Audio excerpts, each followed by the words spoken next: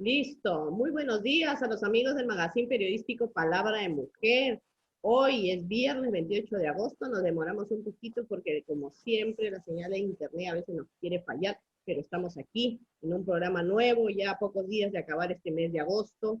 En el mes de agosto que hemos tenido algunas novedades, cosas buenas, cosas malas, pero hay que seguir positivo siempre.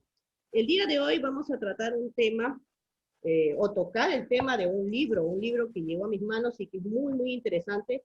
Y esperemos que ahora el comentario que vamos a hacer con el autor también haga de que cree una especie de cambio de pensamiento de muchos peruanos en cuanto a la política, en cuanto al sistema social, económico y todo lo que lo relaciona.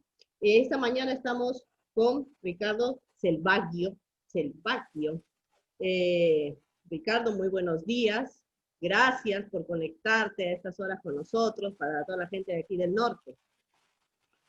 Gracias a ti, Nora, y a tu empresa que ha tenido la gentileza de invitarme para poder difundir cuál es, digamos, la esencia y el valor estelar de mi propuesta. Más que un libro, Un Nuevo Poder es una propuesta innovadora política para América Latina y para todas las sociedades humanas en general, porque la política está en toda sociedad. La política maneja los países y gobierna las sociedades humanas. Por lo tanto, mi propuesta es aplicable a cualquier sociedad humana. Exacto. La propuesta innovadora, estamos hablando de El Nuevo Poder, acá tengo el libro, lo hemos estado compartiendo en las redes. Es un libro súper interesante, yo le he empezado a leer porque tiene bastante información, y como vemos, esto no es de un día para otro, Ricardo, este es un libro que te ha llevado años de experiencia, años de caminar, años de ver nuestro país, que lamentablemente, como tú dices, es un país rico, pero seguimos pobres. Bueno, sí, efectivamente. Yo el libro empecé a escribirlo sin saberlo cuando era niño. Mi madre dio a luz en Lima por una casualidad. A los 7 meses estaba yo en la barriga, y por esa casualidad es que pude vivir, porque en la maternidad de Lima habían incubadoras, en Cayaltí, que es mi tierra de toda la vida, donde he vivido y aquí me he criado y voy a volver. No había, pues, en ese tiempo, en un mundo rural, todavía una incubadora. Y cuando crecí y empezaron mi madre y mi abuela, sobre todo, que es el personaje de mi vida, mi abuela, de la bandera de Cayaltí, me traían a Lima por la Ciudad de los Milagros, por enfermedades en el Hospital Baiza. Y la primera vez que vi Lima, ya un poco grande, ¿no? De 5 años, 6 años, decía, ¿por qué razón Lima tiene todas estas cosas y Cayaltí, mi pueblo, no tiene? Para que tengas una idea, la casa en el RIMAC, donde llegábamos a una tía, la sala o sea, en Cayaltí no teníamos baños. La casa no tenía baños, tenían baños públicos. O bueno, te hablo de los obreros. Y digamos que el baño de mi tía, en el RIMAC, era mejor era más bonito que la sala de mi casa. Entonces, todas esas cosas yo me empecé a preguntarme, ¿no? Y después, cuando a través de mi vida he viajado, pues no sé cuántas veces, de Lima a Chiclayo y viceversa, y en la madrugada, cuando ya estaba por Trujillo, por Paiján, San Pedro y toda esa zona tan bonita, tan agrícola, veía lo mismo siempre, ¿no? Colegios en ruinas, alumnos sin zapatos que iban en sus burros con sus padres, y eso pasa hasta hoy. Exacto. Entonces, ahí empezó mis preguntas y a cuestionar esas diferencias. Cuando fui profesional e ingresé a trabajar a Panamericana Televisión, donde estuve 30 años, encontré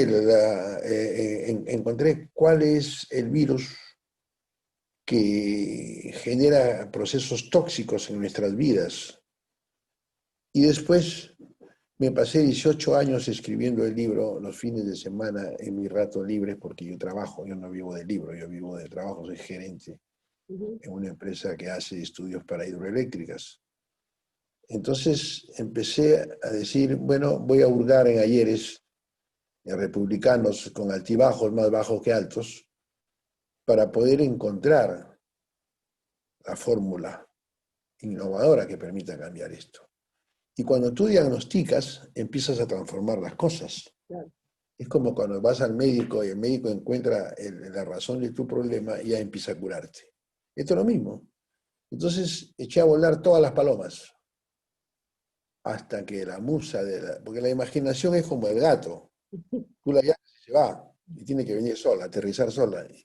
Y empezaron a aterrizar una lluvia de ideas que las hice vertebradas, las ensamblé. Y bueno, eso es lo que al final edifiqué una democracia enjambre de participación de las comunidades organizadas, de la sociedad civil, en una nueva distribución de poder, en un nuevo paradigma de poder. Si tú distribuyes el poder, también distribuyes la riqueza, el conocimiento, las oportunidades. Ese es el libro. Ujú. Tú hablaste al comienzo de que vivimos en un mundo, y es verdad, vivimos en un mundo injusto con la mayoría. Algunos dicen, tiempos pasados fue mejor, había más valores, más respeto, mejor educación, mejor alimentación, pero ahora, al evolucionar todos los gobiernos, hay más ingresos, tenemos oro, plata, litio, pero la situación de la minoría no mejora. A pesar de que tenemos más dinero, más empresas extranjeras, la situación de cada pueblo no mejora. ¿Cómo es que el nuevo poder va a hacer de que esa situación cambie? ¿Quién debe asumir ese nuevo poder? Mira, en primer término, creo que es importante que nosotros identifiquemos cuál es la raíz política de naturaleza estructural que nos ha empobrecido, embrutecido, saqueado, robado todos los días durante 200 años, porque de noche felizmente duermen Uh -huh, los políticos, el poder político concentrado en pocas manos. uh -huh, Mira, el problema de la pobreza se origina en la educación, uh -huh, en la falta de educación, en la falta de arte, cultura, ciencia, tecnología, multilingüismo, incluso los errores. Los errores son una fuente importante de conocimiento. Y nosotros, mejor dicho, los que nos gobiernan, no corrigen los errores.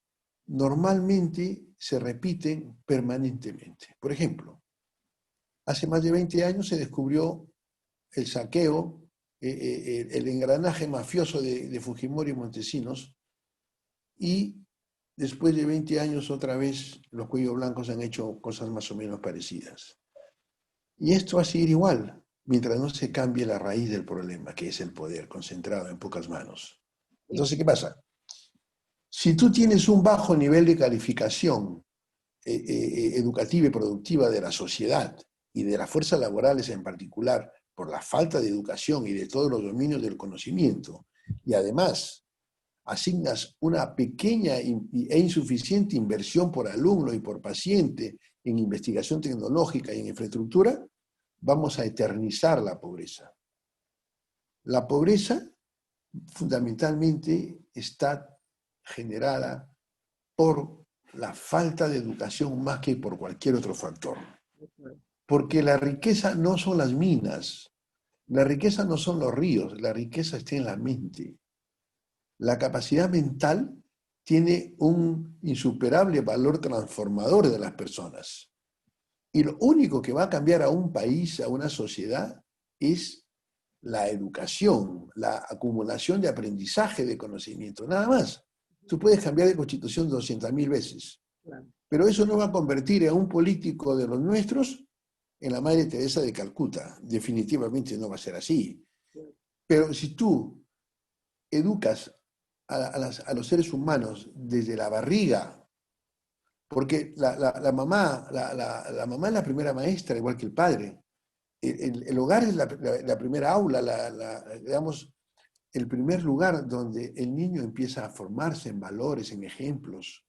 Incluso Napoleón Bonaparte decía una cosa muy inteligente. La educación empieza 20 años antes que nazca el niño. ¿Sabes por qué? Mm, Estaba diciendo que hay que educar a los padres primero. claro. Entonces, ese es el tema por el cual estamos pobres siendo ricos, por la falta de educación y de todos los dominios del conocimiento. Claro, también hay otros factores diversos, colaterales, contiguos, como el Estado fallido, el Estado ladrón, como los precarios sistemas de salud que estamos comprobando ahora con la pandemia, que mira todo lo que nos han estafado socialmente los políticos y los gobiernos de todos los colores, izquierda, derecha, centro, todo eso son los mismos delincuentes. También tienes tú, por ejemplo, los servicios básicos que son deficientes y costosos. ¿Cómo puede ser posible que en Estados Unidos, que es una potencia mundial, los servicios básicos son más baratos que acá? ¿Cómo puede ser posible que una pastilla o una leche en churro en Arica vale 13 soles, ya que en Perú vale 97? Ujú. Esos son los gobiernos, pues. No regulan y no chequean, no tienen la mínima elemental idea de que en el aeropuerto, en la aduana, chequeen cuáles son los precios IF de las medicinas y las comparen con los precios de venta al público. Por lo menos eso hagan bien. Ni eso hacen. Y eso hace. Ricardo, nosotros, creo que en los últimos 20 años, desde que yo estoy tomando interés en lo que es la política y la actualidad del país, como muchos, claro, que preferimos no ver, vemos autoridades corruptas, no solamente Perú, en el extranjero, presidentes, congresistas con procesos, ministros, qué hablar pues de gobiernos regionales, de alcaldes, de consejeros.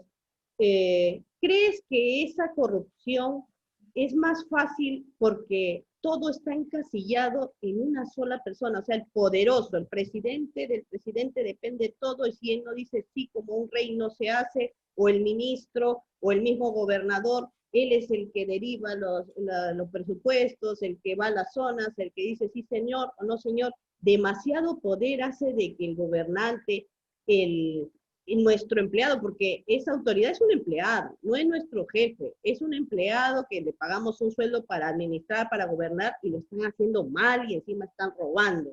Entonces, ¿crees que demasiado poder es el que le está llevando a este extremo de corrupción? Bueno, los sistemas políticos se basan en el Luis XIV, que ya como tú sabes y como todos sabemos, ya esos son sistemas caducos, ¿no? Están enterrados. Porque, digamos, por decir un ejemplo, un presidente de la República es la persona El sonido se fue, Ricardo. que concentra un ilimitado e incontrolable poder. Uh -huh. Por decirte, ¿quién decidió el proyecto Olmos? ¿Quién hizo y deshizo con Olmos? Los presidentes y los gobernadores. Las personas, la democracia, para ser más entendible lo que voy a decir, la democracia, en términos sencillos, desde que Juan Jacobo Rousseau hizo el contrato social, precisamente esa es la palabra, contrato social o acuerdo social, se basa en dos cosas. Los políticos tienen que gobernar bien para dar educación, salud, servicios sociales, seguridad, sostenibilidad ambiental, trabajo. Y la sociedad se encarga de cumplir el deber de pagar sus impuestos. Ese es el pacto social elemental, digamos. Uh -huh. Nosotros, la sociedad, hemos cumplido, porque hay mucha gente que dice, pero yo no pago impuestos. No, sí paga impuestos usted. Cuando usted va a comprar un chicle o una gaseosa o una cerveza, la mayor cantidad de ese precio que le paga en la bodega es impuesto que va a los bolsillos del Estado. Entonces, existe un incumplimiento republicano de las obligaciones de las clases políticas y las élites dominantes, que son precisamente las que concentran el poder y por tanto concentran el conocimiento, concentran los privilegios, las oportunidades y la riqueza. Y la riqueza en este país es ilegítima. Acá no tienes un Messi, acá no tienes un Albert Einstein, acá tienes más Chapo Guzmán y Escobar que otra cosa. Porque fíjate tú, el gran problema es que en teoría las reglas y sistemas políticos tienen como objetivo el bienestar humano común. Pero la realidad dice otra cosa. La realidad dice que los sistemas y las reglas que son de, por y para unas élites dominantes que dominan y concentran el poder, la riqueza y las oportunidades. Entonces el resultado republicano es que somos países de pocos ricos y legítimos, y legítimo significa que no tiene reconocimiento social. Un rico ilegítimo es un narco, es un corrupto político, ese es rico y legítimo. Y millones de pobres, y estamos cada vez más desiguales. Fíjate tú, en la sierra cordillerana de nuestro país se localiza la gran riqueza minera, de donde se han extraído billones de toneladas métricas de mineral.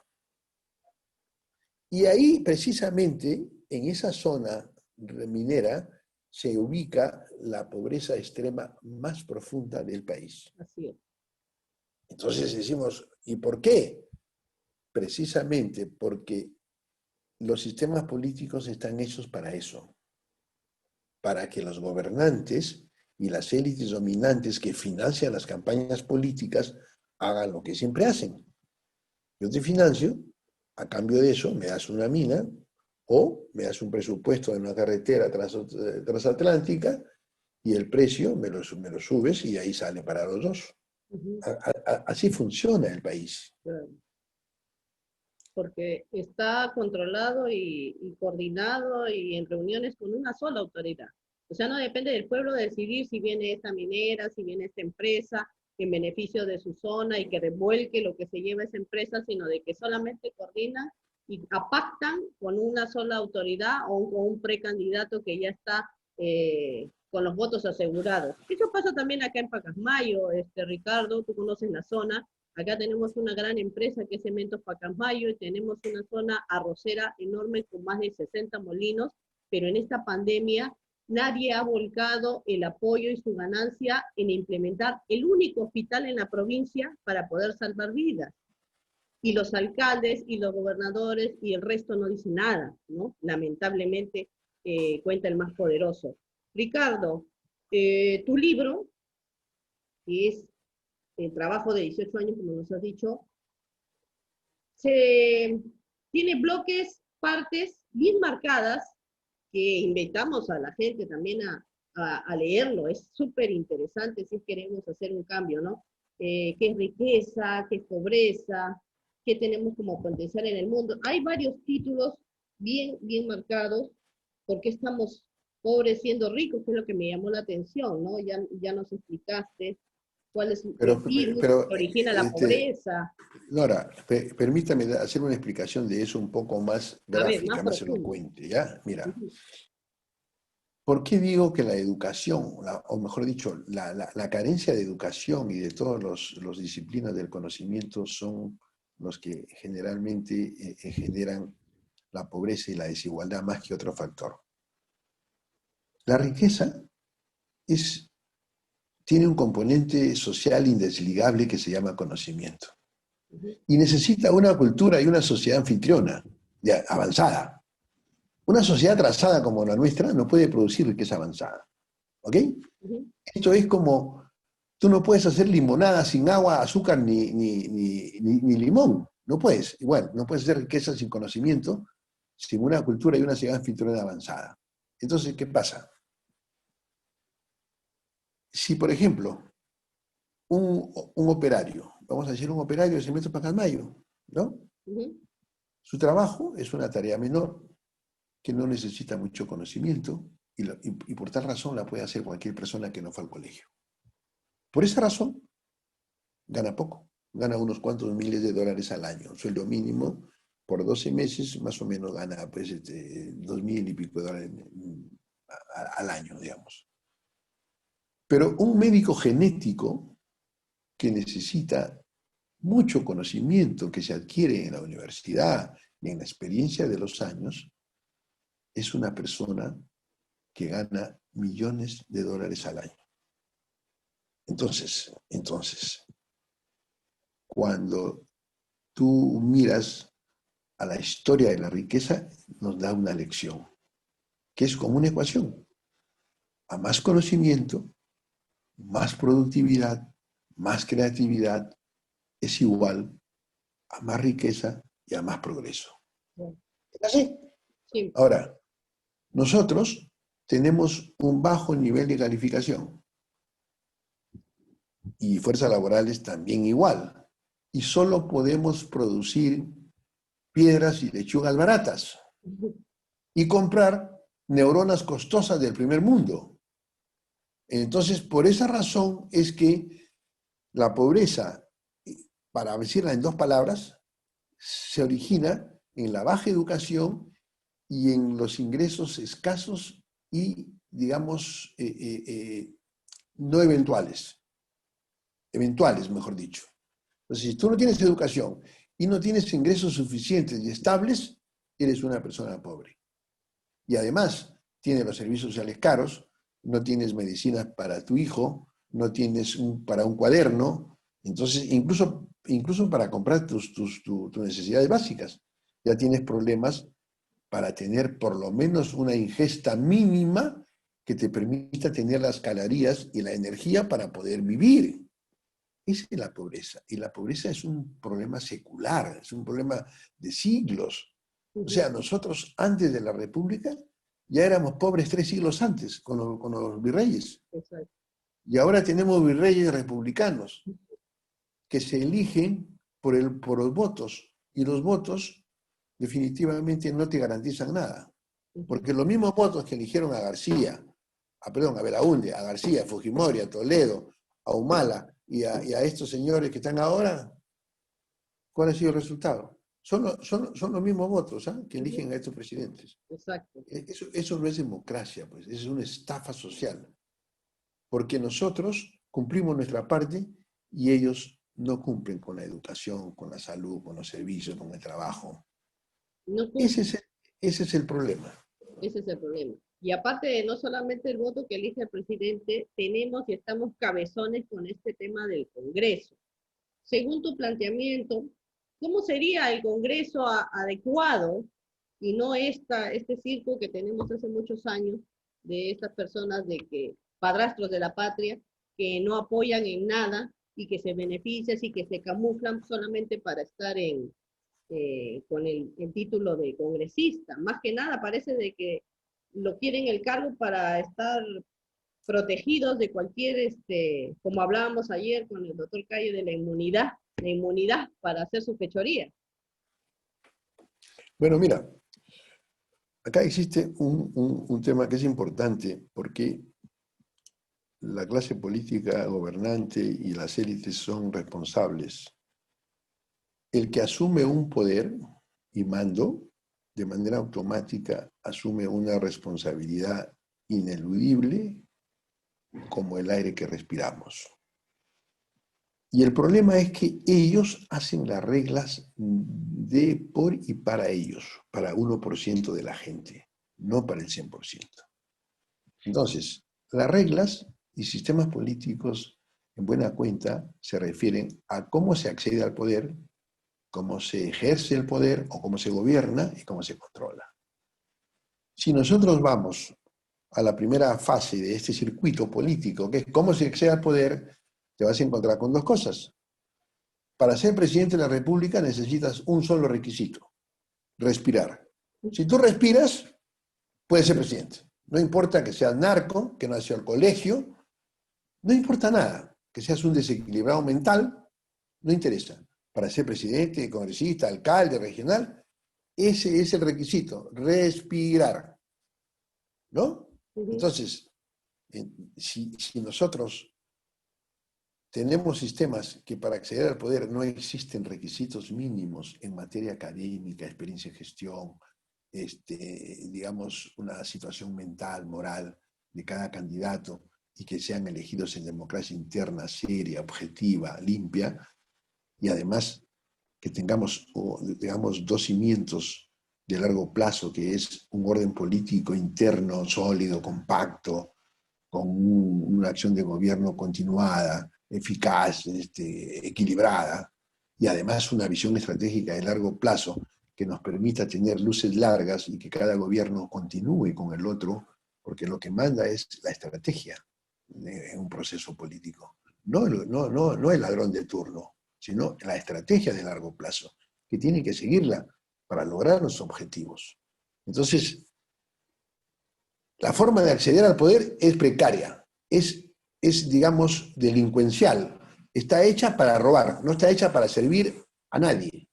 ¿Cómo se gobierna? Como tú lo acabas de decir. Mira, si tú eres presidente de la República, señora Nora, y vengo yo, que soy una empresa minera, y le digo, señora Nora, acá tiene usted 10 millones de dólares, deme la concesión de tal mina. ¿Usted qué hace?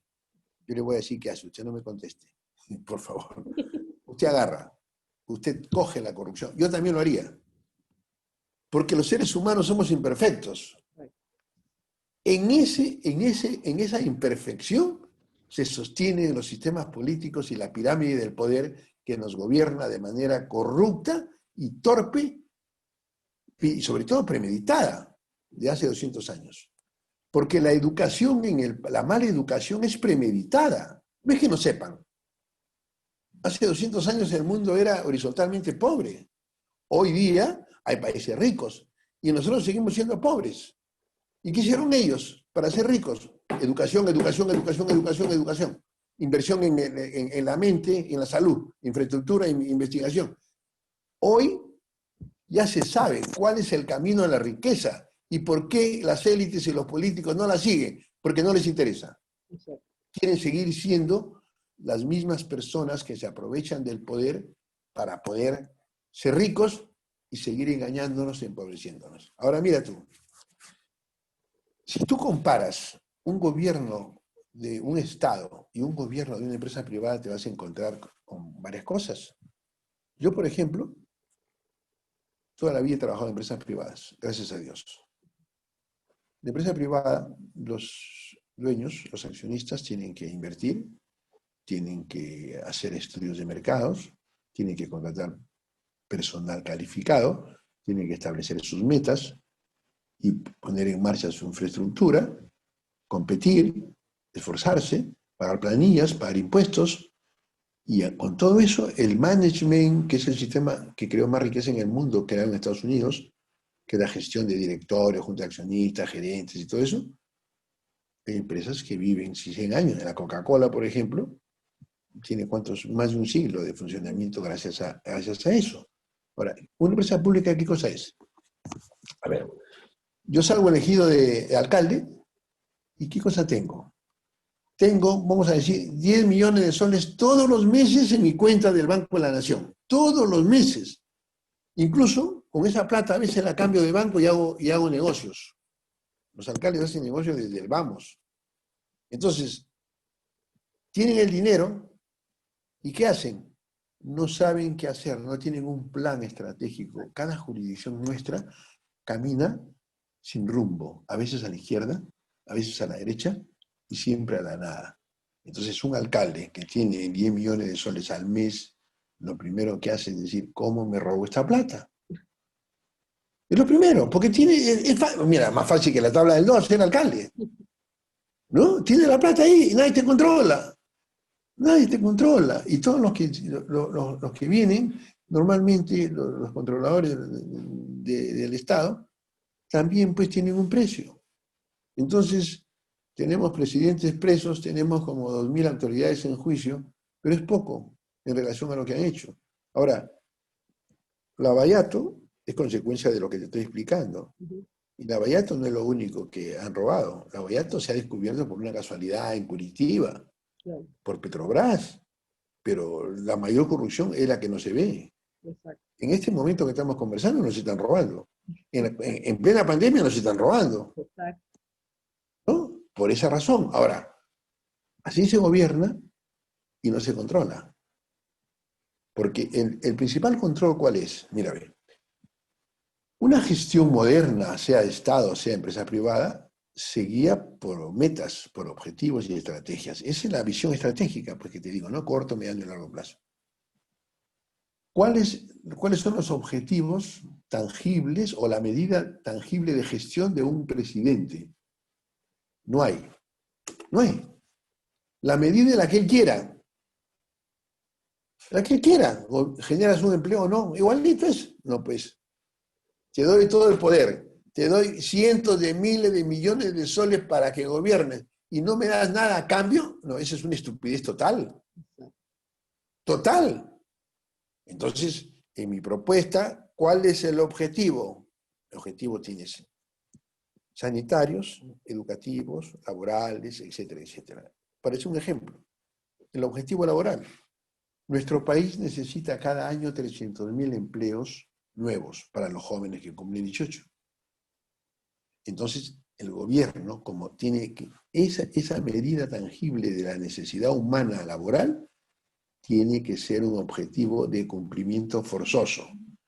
Y si la inversión privada genera el 70% de esos nuevos empleos, entonces el Estado, de manera mancomunada, tiene la obligación de generar el 30% de empleos restantes para que los jóvenes, ningún joven de este país se quede sin empleo.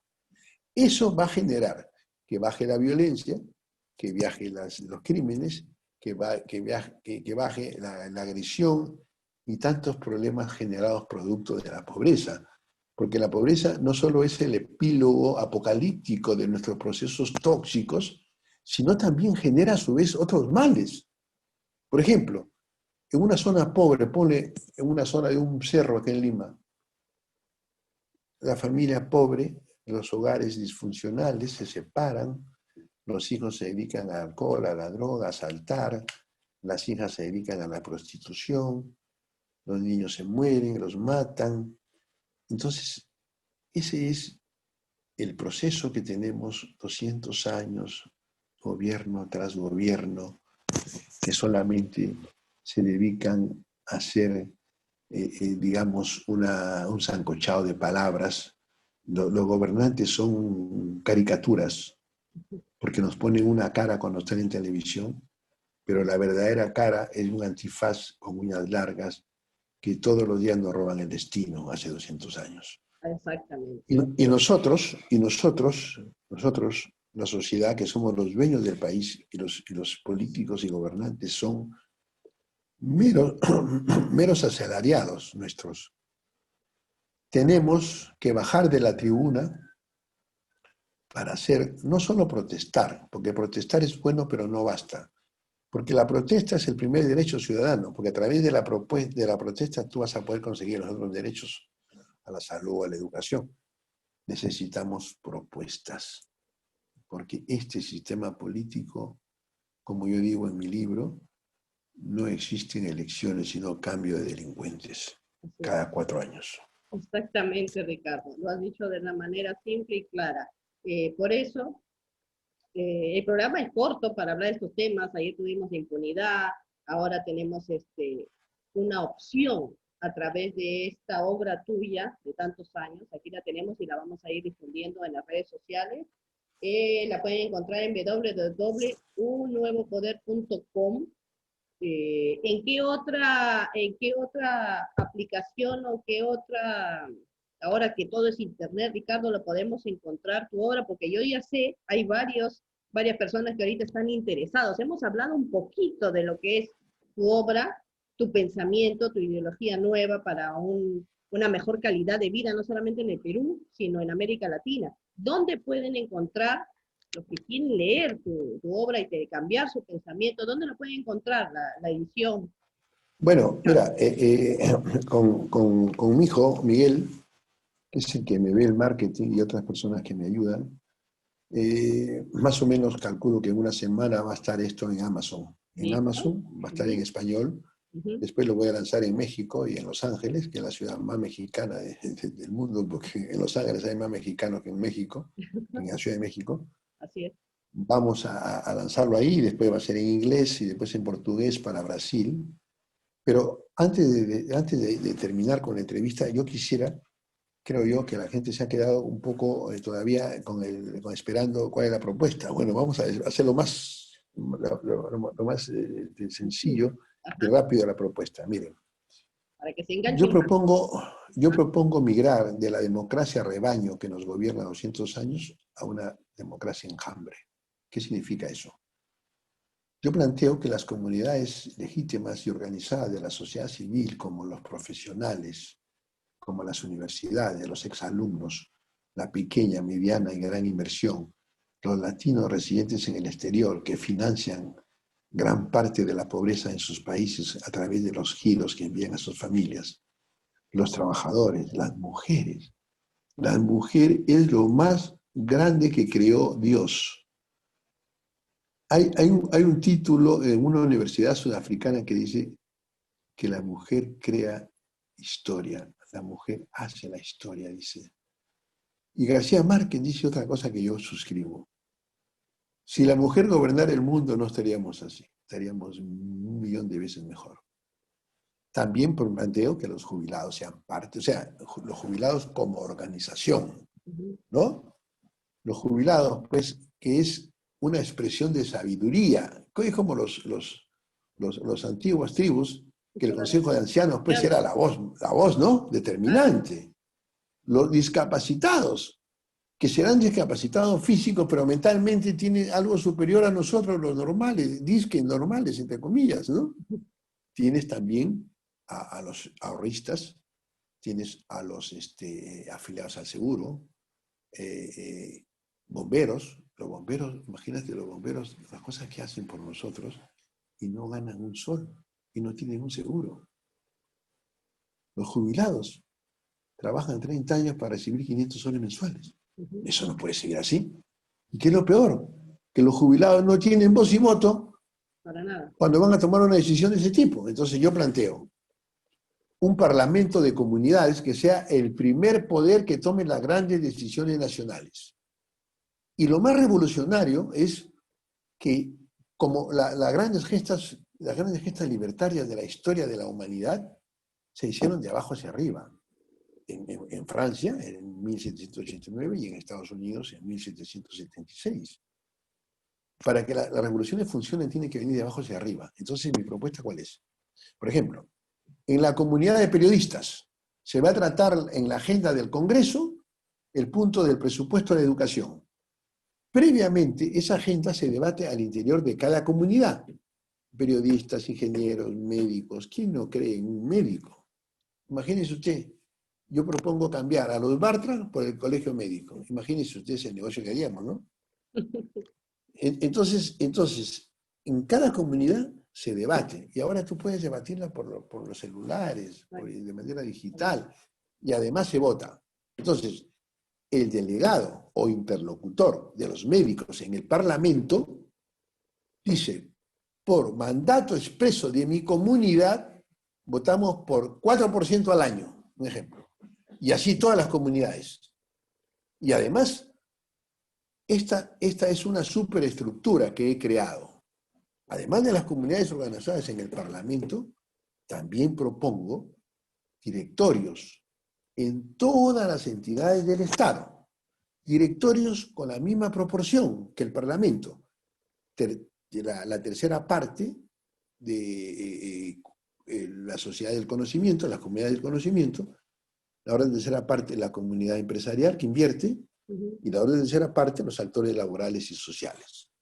Esa misma proporción yo propongo un parlamento. En cada institución, una universidad, un hospital, el alcalde, el gobernador, las reguladoras, todo va bajo esa misma óptica de poder, donde gobierne el nosotros, donde gobierne la colaboración, como mandan los tiempos. Este es un tiempo de colaboración. Entonces, cada funcionario no va a ser del público, que se cambia con cada delincuente que viene al poder, no. Son funcionarios del Estado contratados por concurso público riguroso con sueldos a la par del sector privado. Y además van a tener la asesoría permanente de UNICEF, la OIT, la FAO. O sea, los gobiernos municipales, los gobiernos regionales, el gobierno nacional, el ministerio, directorio. El Banco Reserva, directorio. La Indecopi, directorio. La universidad, directorio. El hospital, directorio. O sea, vamos a enterrar a los Luis XIV, porque no hay otra forma. Y las élites dominantes y los políticos y funcionarios públicos que han trabajado en el Estado hasta este momento, que se vayan a su casa o a la cárcel. Ni el ascensorista del Estado tiene que estar, porque todo está podrido en el Estado, todo. No hay nada bueno. Claro que sí, un cambio radical y más equitativo, que mejor que con las partes, ¿no? Que son las que sufren mucho, los jubilados y todas las partes, y otros deciden sin conocer la realidad. Ricardo, ha sido un placer conversar contigo, esta primera entrevista que tenemos aquí en el programa. Sé que van a ser muchos más porque queremos analizar bien el tema de tu libro. Son temas puntuales, es extenso, entonces hay que desglosarlo para que la gente entienda y empiece a ver de que puede haber un cambio, puede haber un nuevo poder, como lo dice el título de tu libro. Lo recomiendo para que lo vayan leyendo, vamos leyendo. Se sabe de que no va a ser un cambio de golpe, sino que va a ser un cambio paulatino, pero hay que empezar, y tú empezaste por algo, que es dar esta contribución. Muchísimas gracias, Ricardo, más bien por tu participación. Tus palabras finales para la gente que nos está siguiendo en las redes. Bueno, también quedó corto de que estoy proponiendo un acuerdo de paz y desarme en América Latina para no gastar en armas en un continente, en armas de guerra en un continente sin guerra. Es una cosa de locos. Y también estoy proponiendo cosas a nivel mundial porque el mundo no puede seguir gobernado tal y como está, para evitar más pandemias. Claro que sí. Sino Hay muchos preverlas, temas. Y vamos a tratarnos, ¿no? como digo, poco a poco vamos a tratar un tema, vamos a coordinar y agendarlo para ampliar específicamente tema por tema para que sea bien entendido. Tu mensaje Estoy a final tu a todos los que entera, han seguido, más bien. estoy a tu entera disposición y agradezco la oportunidad de poder dirigirme a toda la audiencia que nos escucha a lo largo y ancho del planeta. Y un saludo especial para Guadalupe y sobre todo para Cayatí, mi patria chiquita. Seguro Gracias. que sí. Y gracias también porque para los amigos que nos siguen, Ricardo nos ha enviado 3 libros que vamos a ir entregando a los seguidores, que a los que nos manden su mensaje, a los que estén interesados, tenemos al alcance. Ahí está, lo tiene Ricardo. Tenemos 3 ediciones, yo tengo una para mí, una fue para el gerente que está encantado, y 3 para nuestros seguidores. Muchísimas gracias, más bien, Ricardo, a cuidarse allá en Lima. Y a todos los amigos que nos siguen en las redes sociales, ya a partir de septiembre regresamos a nuestro horario habitual, que son los sábados, 10 de la mañana. Desde septiembre ya vamos a tener una vez a la semana, porque vamos a empezar con un proyecto nuevo en Radio G y Radio Televisión Genial. Entonces, para todos, que tengan un fin de semana bueno, positivo, relajado y cuidándose bastante. Nos vemos ya el próximo sábado a partir de este mes de septiembre. Gracias, Ricardo. Nos vemos. Gracias a ustedes. Buenos días.